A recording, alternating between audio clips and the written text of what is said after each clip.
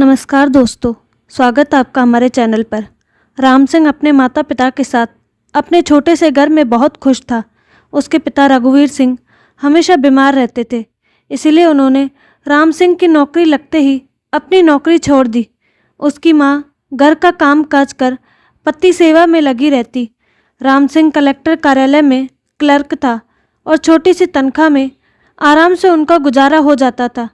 उन्होंने कभी भी अपनी ज़रूरतों को बढ़ाया नहीं था, जितना था उतने में ही वे सभी खुश थे। रघुवीर सिंह ने अपने बेटे को बहुत अच्छे संस्कार दिए। वह एकदम सत्यवादी थे और वही उन्होंने राम सिंह को भी सिखाया था। बचपन से ईमानदारी का पाठ सीखने वाला राम सिंह बिल्कुल अपने पिता जैसा ही था और उनकी हर बात को मानता भी था। रघुवीर सिंह ने एक दिन अपनी पत्नी वसुंधा से कहा, वसुधा, हमें राम का विवाह कर देना चाहिए। हाँ, तुम ठीक कह रहे हो वसुधा, मेरी चिंता यह है कि लड़की कैसी मिलेगी। हमारे परिवार में सामंजस्य बिठा पाएगी या नहीं। रघु, तुम इतनी चिंता क्यों करते हो? सब ठीक हो जाएगा। वसुधा, हमें अपने गरीब घर की लड़की लाना चाहिए जो हमारे परिवार में आकर कोई कमी ना महसूस करे और खुश रहे। यदि हम अपने से बड़े घर की लड़की लेकर आएंगे तो वह हमारे घर में कभी खुश नहीं रह पाएगी। हो सकता है हम उसकी ज़रूरतें पूरी ना कर सके, इसलिए गरीब घर की सुशील लड़की ढूंढ कर लाना होगा। हाँ, आप बिल्कुल ठीक कह रहे हो। किसी बड़े घर की लड़की लाकर उसे दुखी करने से किसी की भलाई नहीं होगी, ना उसकी ना ही हमारी। इन्हीं सब बातों का ध्यान रखते हुए उन्होंने राधा नाम की एक गरीब घर की लड़की से राम सिंह का रिश्ता जोड़ दिया। 8वीं पास राधा यूँ तो एकदम गरीब घर में पली थी, पर उसने अपने मन में बहुत सारी ख्वाहिशें एकत्रित करके रखी थी। विवाह के बाद अपनी सभी इच्छाएं पूरी करूंगी, ऐसे विचार हमेशा से ही उसके मन को लुभाते रहे थे। शादी पक्की हो गई। लड़के के पास स्कूटर है सुनकर राधा स्कूटर कर पीछे बैठकर राम सिंह के कमर में हाथ डालकर घूमने के सपने भी देखने लगी। लिपस्टिक, नए नए कपड़े, कंगन, बाली सबका शौक रखने वाली राधा को लग रहा था अब उसके ये सारे सपने पूरे हो जाएंगे। लड़का सरकारी दफ्तर में नौकरी करता है, वह तो मानो हर रात सपनों में पंख लगाकर सुंदर सी दुनिया में उड़ रही थी। लड़की पसंद करते समय कोई किसी के मन के भीतर तो झांक नहीं सकता था। सब कुछ देखने परखने के बाद भी कहीं ना कहीं कुछ ना कुछ छूट ही जाता है। राम सिंह के साथ भी कुछ ऐसा ही हुआ। अपनी ढेर सारी आशाओं के साथ राधा ब्याह कर राम सिंह के घर आ गई। अपने पिता के घर होने वाली सारी कमी यहाँ पूरी करूँगी, इसी उम्मीद के साथ उसने गृह प्रवेश किया था। स्वभाव से वह अच्छी थी, किंतु समझदारी में थोड़ी कच्ची थी।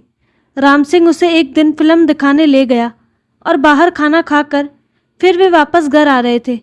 राधा बहुत खुश थी। आज उसका देखा हुआ सपना साकार जो हो रहा था। उसने राम की कमर में अपने दोनों हाथों को लपेट लिया और सोच रही थी कितना मज़ा आ रहा है। उसने राम सिंह से कहा, सुनो राम, हम दोनों हमेशा ऐसे ही फिल्में देखने बाहर खाना खाने तो जाएंगे ही, पर मेरे पास अच्छे कपड़े नहीं हैं। हम कल बाजार चले, थोड़े कपड़े, लिपस्टिक, सब कुछ मुझे दिला देना। राम सिंह उसकी इस बात का कोई जवाब न दे पाया। वह सोचने लगा, बाप रे, राधा ये क्या बोल रही है। तब तक राधा ने फिर से कहा, राम, मेरी बात का जवाब क्यों नहीं दे रहे हो? राम सिंह ने हड़बड़ा कर कहा, हाँ हाँ चलेंगे ना, ज़रूर चलेंगे। उसने इतना कह तो दिया, लेकिन वह तनाव में आ गया।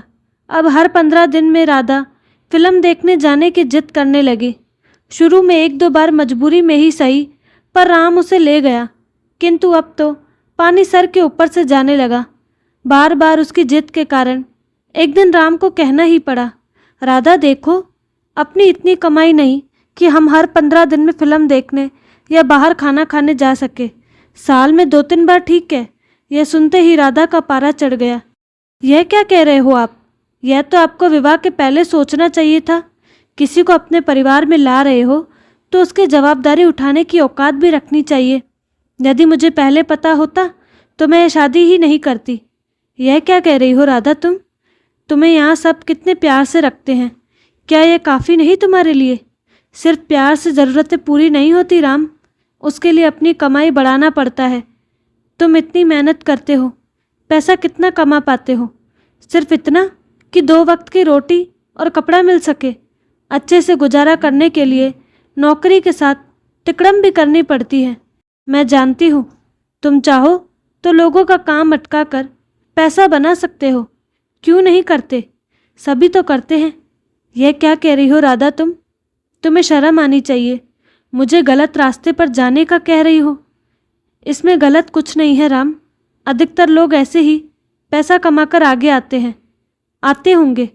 उनका ज़मीर उन्हें ऐसा गलत काम करने के लिए हाँ कहता है तो करते हैं, लेकिन मेरा ज़मीर इसके लिए कभी तैयार नहीं होगा, चाहे कितनी भी तंगी से गुजारा क्यों ना पड़ना पड़े।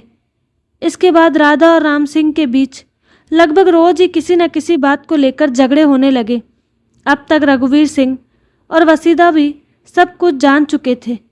रघुवीर सिंह ने वसुधा से कहा, वसुधा, मुझे लगता है एक बार मुझे राधा को समझाना चाहिए, शायद मेरी बात मान जाए। हाँ, आप ठीक कह रहे हो। कोशिश कर देखने में हर्ज ही क्या है, हो सकता है बात बन जाए। मुझे तो बेचारे राम पर दया आ रही है, कितना परेशान रहता है। मुझे तो डर लगता है कहीं बचपन की सिखाई हमारी शिक्षा भूल कर वह गलत रास्ते पर न चला जाए। कम से कम हम हर रात भर पेट खाकर सुकून से सोते तो हैं, सर पर किसी तरह की कोई चिंता नहीं होती। इससे बड़ा सुख और क्या हो सकता है।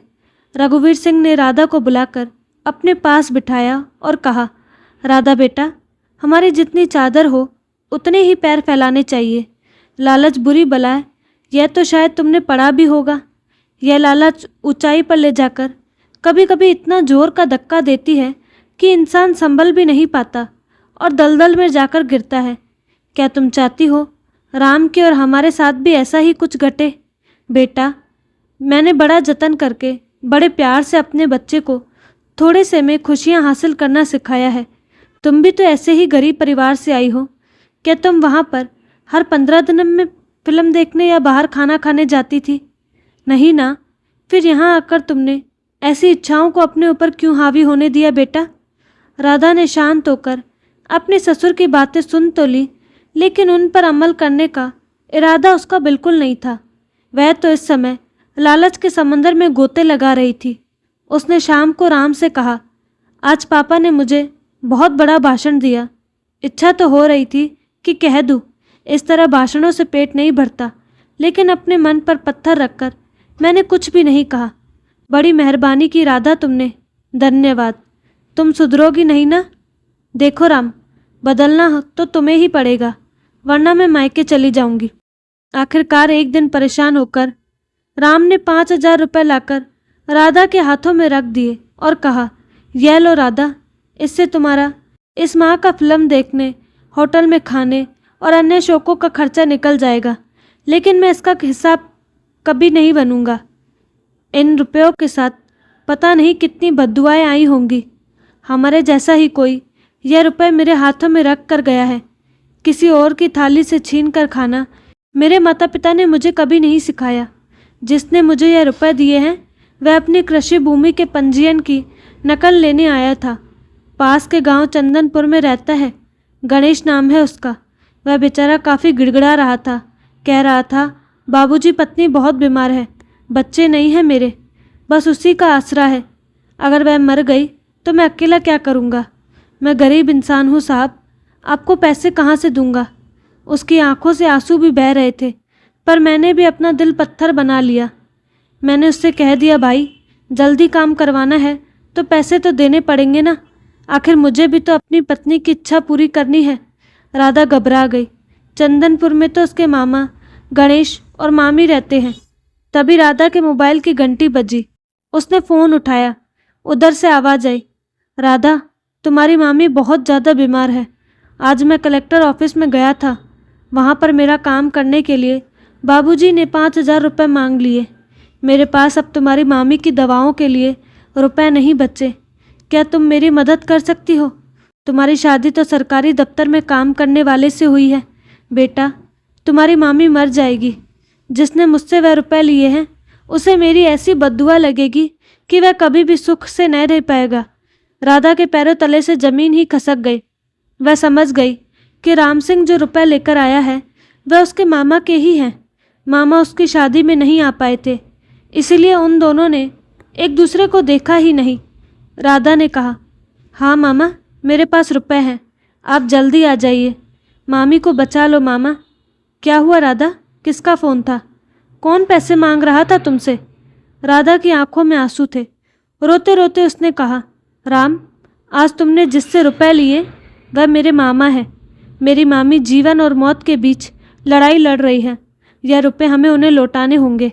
मुझे माफ़ कर दो राम, मैंने अपनी गलत जिद के कारण तुम्हें भी पथभ्रष्ट करवा दिया। मैं जान गई हूँ कि पापा ने तुम्हें सही शिक्षा दी है।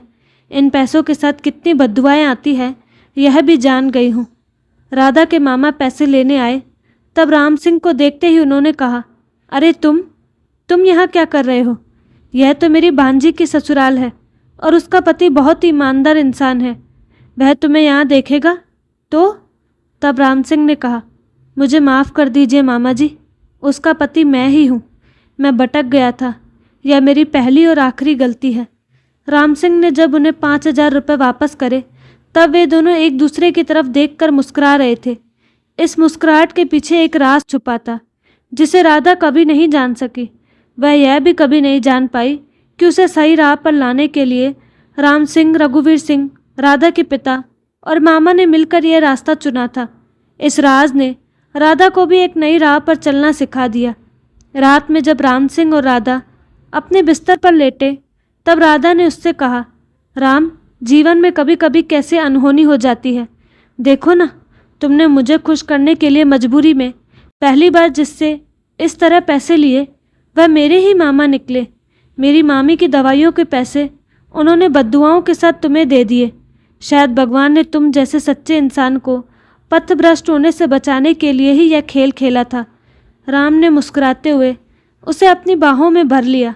बस उसके बाद क्या था, राम सिंह की ही तरह राधा भी थोड़े से में बहुत खुशियाँ ढूंढने सीख गई थी। तो दोस्तों, आपको कहानी कैसी लगी? अपनी राय कमेंट बॉक्स में ज़रूर दें और साथ ही हमारे चैनल को लाइक, शेयर और सब्सक्राइब करना ना भूलें। धन्यवाद।